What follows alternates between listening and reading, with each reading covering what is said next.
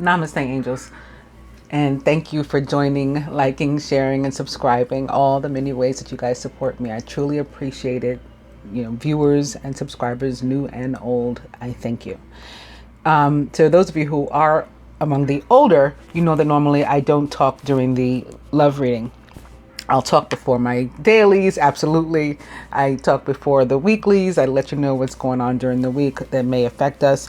But in the love readings, I typically get straight to the cards. But I'm not going to do that today. I do have something very important to talk to you guys about. So if you believe yourself one of the illumined or other elect on this journey, then please do continue to stay tuned for this part. If you are simply here for a love reading, that's fine too. You're welcome to be here to watch my love reading, but you may want to fast forward because I got to talk about something first. So I'll be sure to note in the description at what point the reading actually starts. So I hope you saw already my full moon in Sagittarius reading because it's connected to that, what I want to talk about. I did a spread with my past life reading cards, which I like to do often when I do a full moon reading, because the full moon is about letting go of things from the past and moving on to a new era. I like to look at my past life cards when I do that reading. And I did a whole spread with them, not just advice. And in that, before I started the reading, before I laid any cards of any kind, I talked about how I had felt and seen ships coming in of people that were persecuted. I didn't know if they were slaves. I didn't know if they were if they represented the pilgrims, the slaves, some other people who have been persecuted, but I felt persecution and I saw ships. Well, sure enough, when I finally did start using the cards, here come the ships and here comes the persecution. And as I'm picking up other cards, I'm like, oh, this is connected too. I saw nuns and monks and, in the cards. Well, I also mentioned upon the outcome, which was knighthood, that I was getting the sense that it had to do with being covered in the full armor of God. Now, I am very, very familiar with the scriptures, the Bible, the Torah, the Quran, very familiar.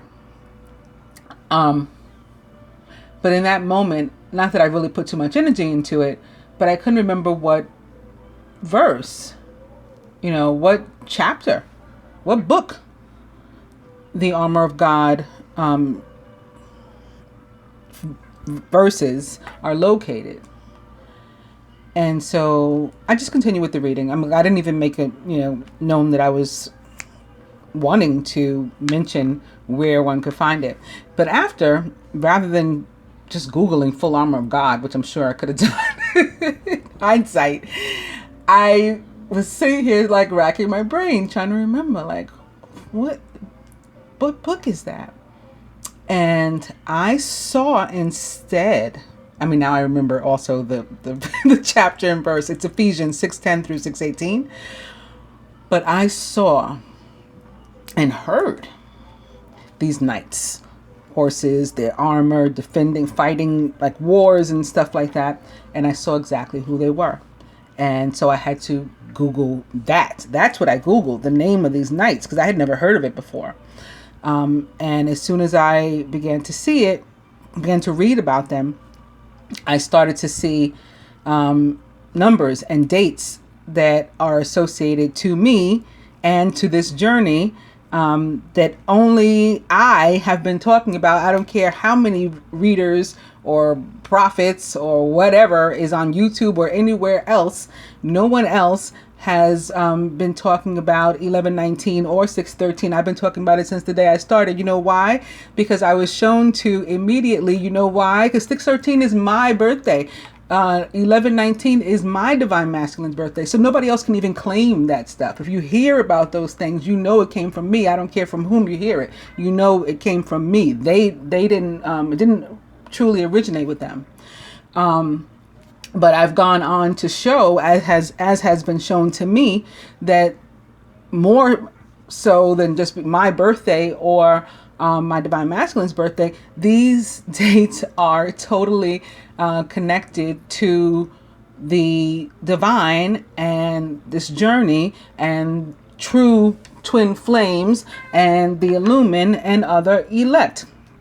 From Moses' name equaling 613 in Gematria, to Muhammad's birthday being celebrated on November 19th, to Clarence 13X's and the anniversary of his assassination being on 613, and him having created supreme math and me having come to know supreme math out of nowhere, just clear cognizance, boom, I know supreme math now.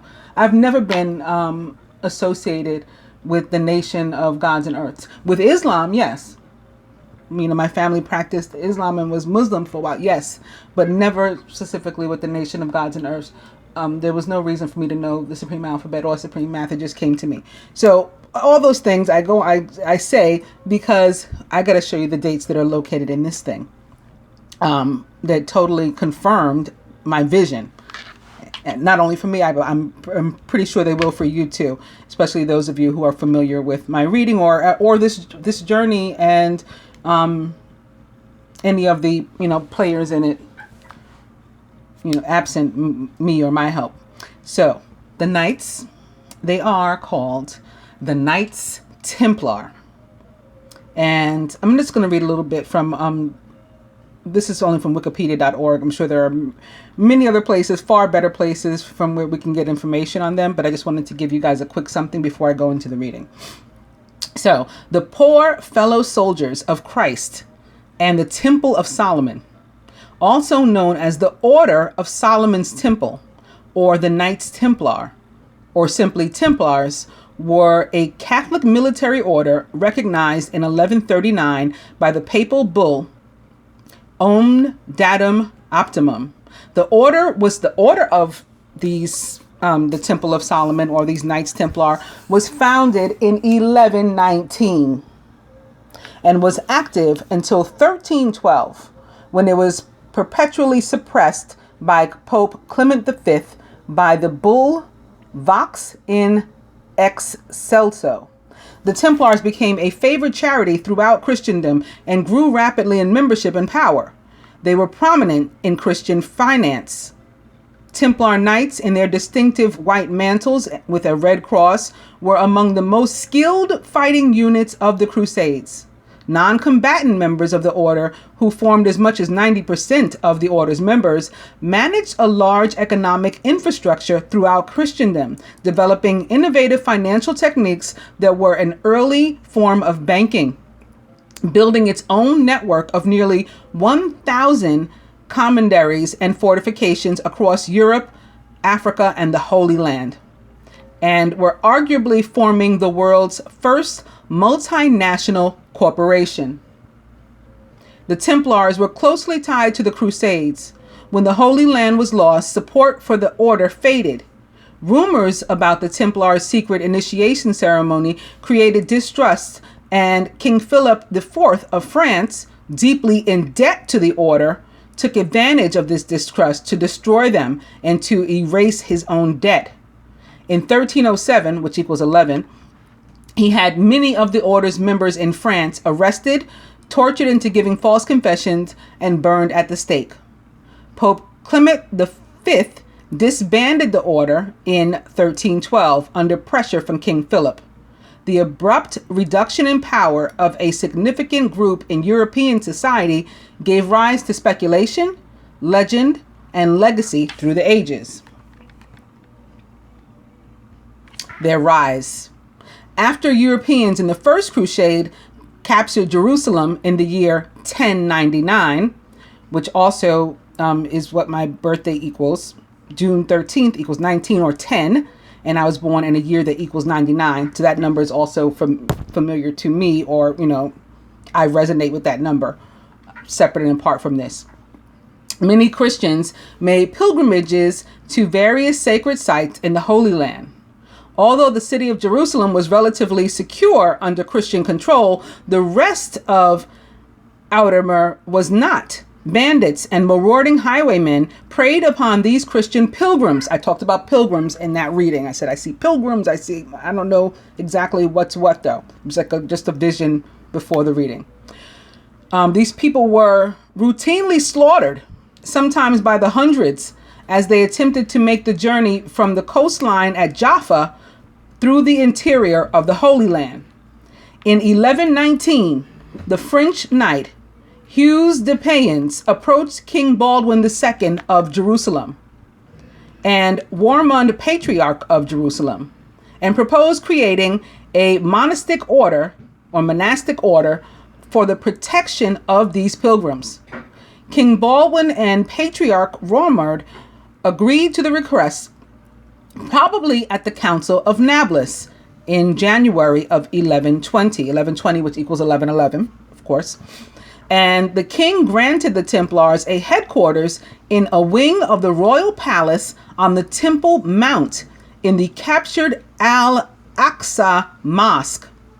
The Temple Mount had a mystique because it was above what was believed to be the ruins of the Temple of Solomon. The Crusaders therefore referred to Al-Aqsa Mosque as Solomon's Temple. And from this location, the new order took the name Poor Knights of Christ and the Temple of Solomon, or Templar Knights. The order, with about 9 knights, there goes this 9, including Godfrey de Saint-Omer and Andre de Montbard, had few financial resources and relied on donations to survive. Their emblem was of 2 knights riding on a single horse, emphasizing the order's poverty. So many of us have taken vows of poverty and stuff too. All of this is tied in. The impoverished status of the Templars did not last long, however. They had a powerful advocate in Saint Bernard of Clairvaux, a leading church figure, the French abbot, primarily responsible for the founding of the Cistercian order of monks, and a nephew of Andre de Montbard, one of the founding knights. Bernard put his weight behind them and wrote persuasively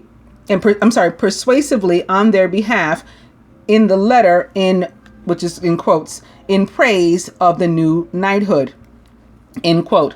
And in 1129, which also equals 1111, at the Council of Troyes, which is like my divine masculine's name with a T in front of it, he led a group of leading churchmen to officially approve and endorse the order on behalf of the church.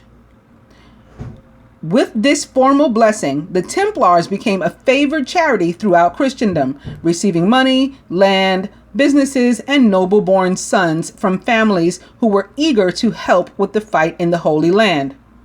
Another major benefit came in 1139, when Pope Innocent II, and I don't know if you're noticing these people, they're always the second or 11. In Roman numerals, 2 is II, right? So Baldwin II and now Pope Innocent II.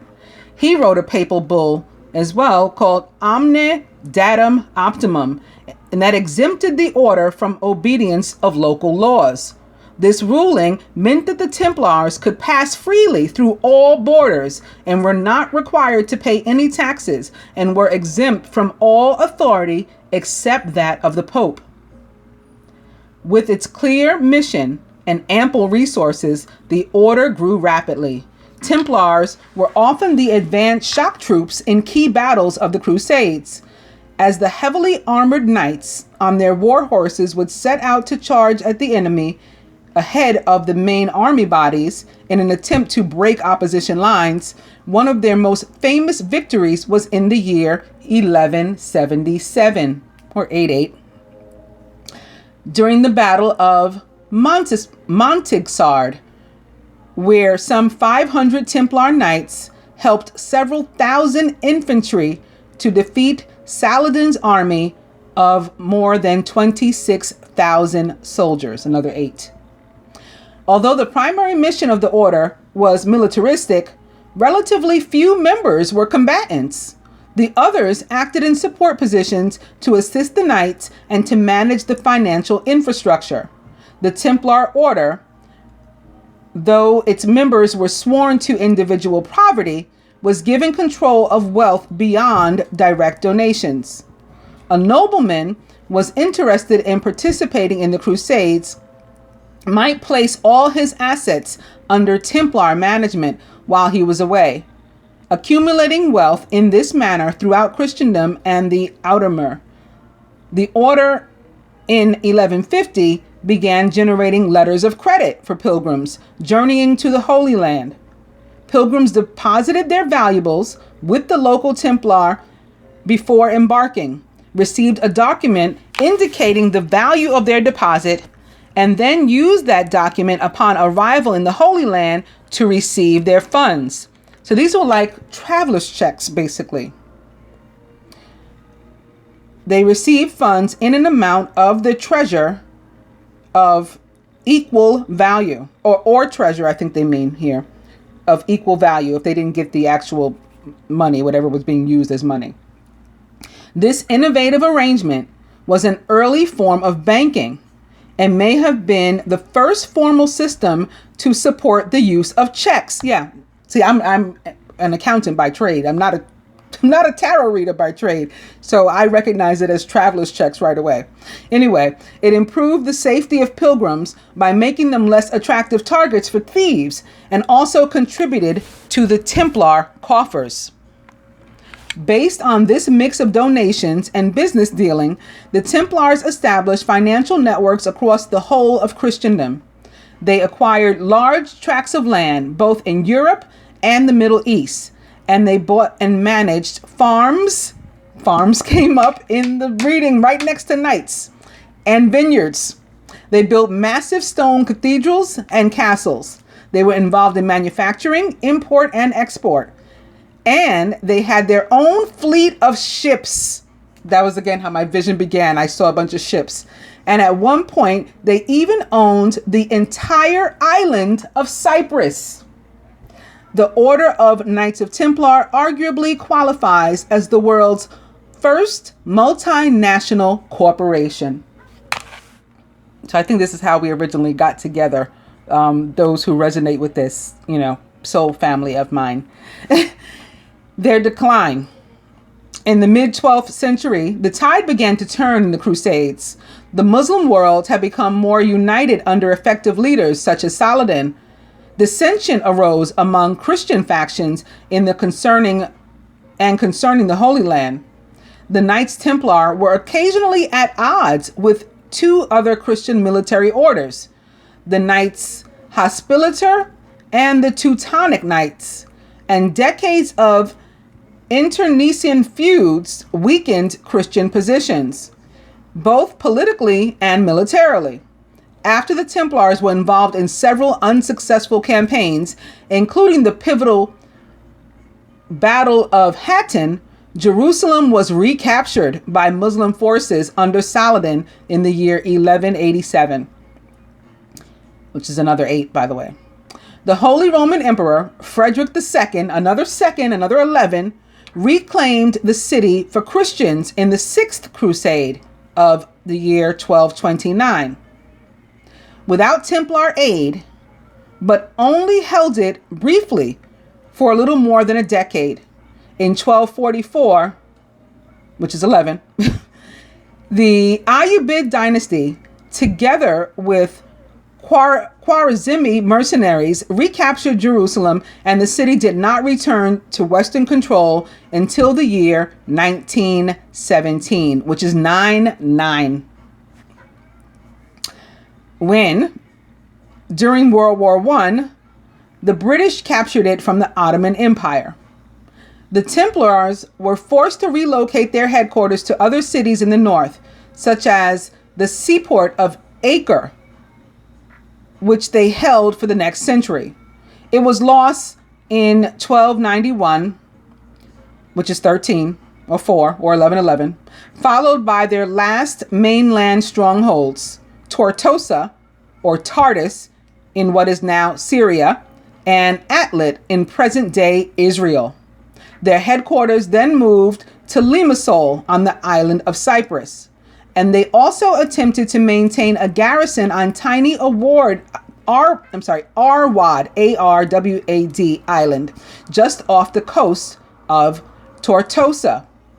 In the year 1304 or 1111, there was some attempt to engage in coordinated military efforts with the Mongols via a new invasion force at Arwad. In 1302 or 1303, however, the Templars lost the island to the Egyptian Mamluk Sultanate in the siege of Arwad.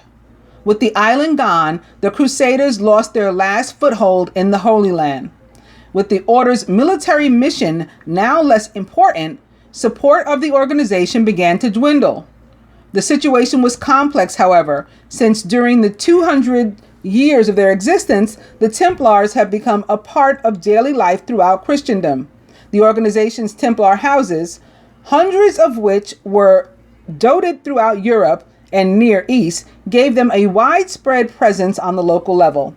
The Templars still managed many businesses, and many Europeans had daily contact with the Templar network, such as by working at Templar farms or vineyards, or using the order as a bank in which to store their personal valuables.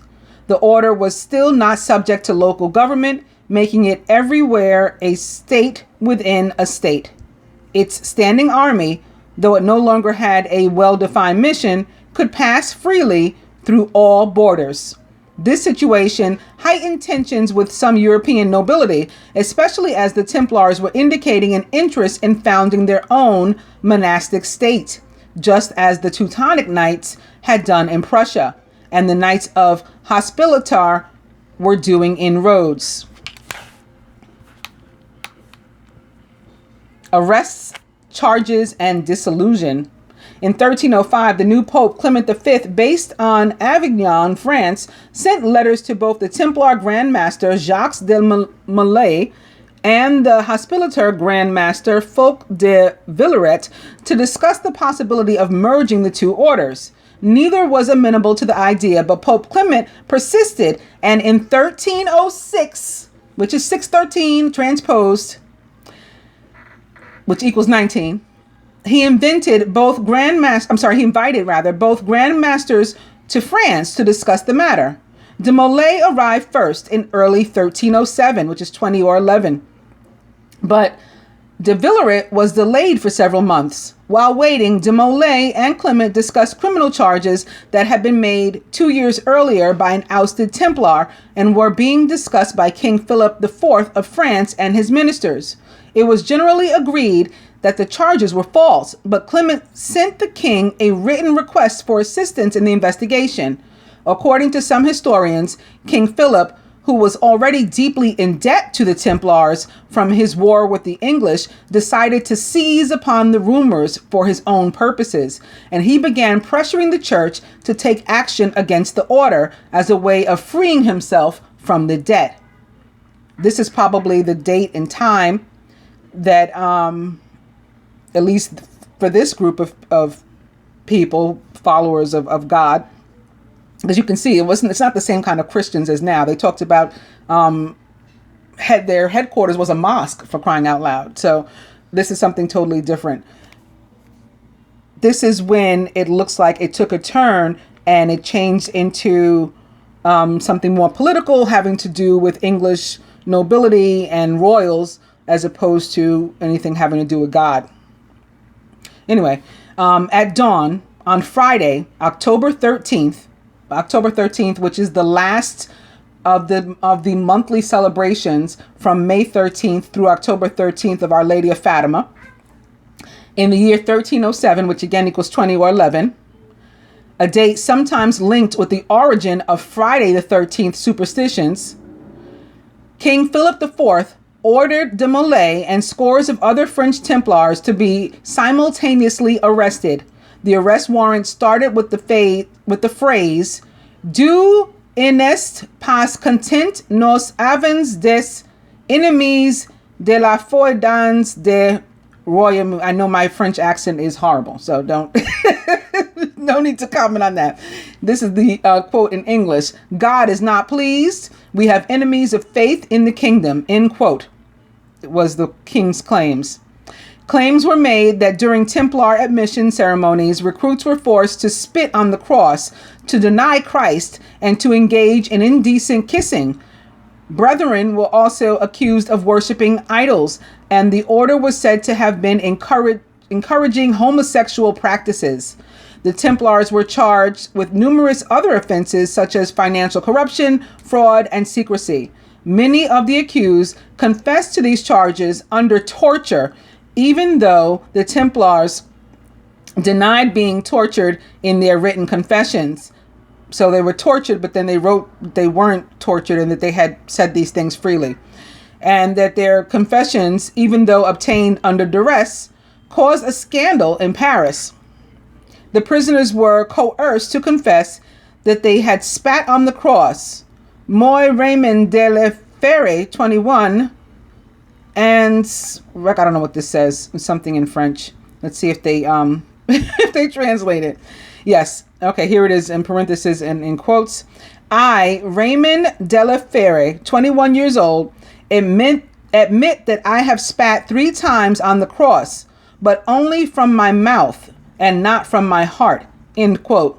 The Templars were accused of idolatry and were suspected of worshiping either a figure known as Baphomet or a mummified severed head that they recovered, amongst other artifacts, at their original headquarters in the Temple Mount that many scholars theorize might have been the head of John the Baptist, among other things. I've talked about my connection to John the Baptist too. I told you I got my name on his birthday, on the day that he was born, on his feast day, June 24th, 11 days after my own birth. Relenting to Philip's demands, Pope Clement then issued the papal bull Pastoralis, something in Latin, Premente, and this was done on November 22nd, so 1122, which equals 6, in the year 1307, which equals, again, 20 or 11, which instructed all Christian monarchs in Europe to arrest all Templars and to seize their assets. Pope Clement called for the papal hearings to determine the Templars' guilt or innocence, and once freed the inquisitors' torture, many Templars recanted their confessions. Some had sufficient legal experience to defend themselves in the trials, but in the year 1310, having appointed, and 13 and 10 separately are 2 numbers that I've spoken about many, many times too, and they have been very important on this journey. Having appointed the Archbishop of Sens, Philip de Marnay, to lead the investigation, Philip blocked this attempt, using the previously forced confessions to have dozens of Templars burned at the stake in Paris. With Philip threatening military action unless the Pope complied with his wishes, Pope Clement finally agreed to disband the order, citing the public scandal that had been generated by the confessions. At the Council of Vienne in 1312, he issued a series of papal bulls, including Vox in Excelso, which officially dissolved the order, and Ad Providum, which turned over most Templar assets to the Hospitallers. So he gave their money to another order. As for the leaders of the order, the elderly Grand Master Jacques de Molay, who had confessed under torture, retracted his confession. Geoffrey de Charnay, preceptor of Normandy, also retracted his confession and insisted on his innocence. Both men were declared guilty of being relapsed heretics, and they were sentenced to burn alive at the stake in Paris on March 18th, which is the day before the feast of Saint Joseph, in the year 1314. It's very interesting. Heretics or heresy is also what Joan of Arc was convicted of. She was convicted twice of that. The first time they let her off, and her heresy was just the fact that she dressed in men's clothing when she led. She disguised herself as a male when she led these, when she led the army, into war, and she promised not to do it again the first time she was convicted of it, and then she did, and so for that she had to die. she was burned at the stake too for heresy, the same crime. De Molay reportedly remained defiant to the end, asking to be tied in such a way that he could face the Notre Dame Cathedral and hold his hands together in prayer. According to legend, he called out from the flames that both Pope Clement and King Philip would soon meet him before God. His actual words were recorded on the parchment as follows, and it goes on to write something in French again, which translates to, quote, God knows who is wrong and who has sinned. Soon a calamity will occur to those who have condemned us to death, end quote. Pope Clement died a month later, and King Philip died in a hunting accident before the end of the year. The remaining Templars around Europe were either arrested and tried under the papal investigation, with virtually none convicted, absorbed into other Catholic military orders, or pensioned off and allowed to live out their days peacefully. By papal decree, the property of the Templars was transferred to the Knights of Hospitaller, except in the kingdoms of Castile, Aragon, and Portugal. Portugal was the first country in Europe where they had settled. Portugal, where they speak a lot of African language, because they stopped talking about the Africans a long time ago. They mentioned them once here, once. That was one of the places where this was founded. Well, it was founded in Jerusalem, but like where the first ones came.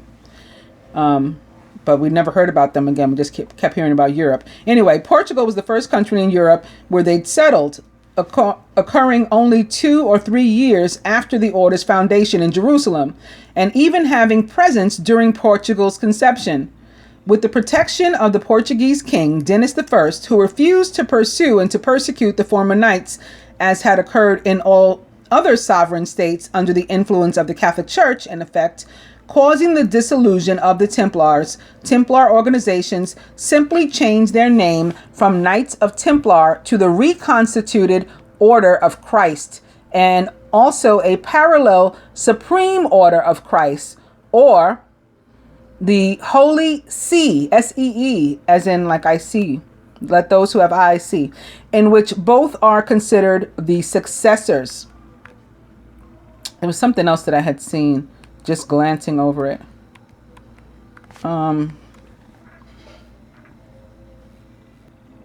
Yes, here it is. The Order of Christ. Supreme Order of Christ and history of the Order of Christ. Following the dissolution of the Knights Templar, the Order of Christ was erected in 1319. So there is my 13 and my Divine Masculine's 19, or the 13 and 19 that I've been talking to my viewers about since I started back in 2016. They absorbed many of the Knights of Templar into its ranks, along with the Knights of Templar properties in Portugal. Its headquarters became a castle in Tomar, a former Knights of Templar castle. And there's a bunch of other stuff here about them if you want to read about these guys yourself. Goes into Freemasonry, another language, numerical language I've mentioned. I know some of. I'm not as fluent in Freemasonry as I am some of the others. But yes, this is another thing that I came to know. So as soon as I heard the name, and as soon as I Googled it and saw that it really existed, I said, oh, this is what that whole spread was about, and my vision before the spread was about.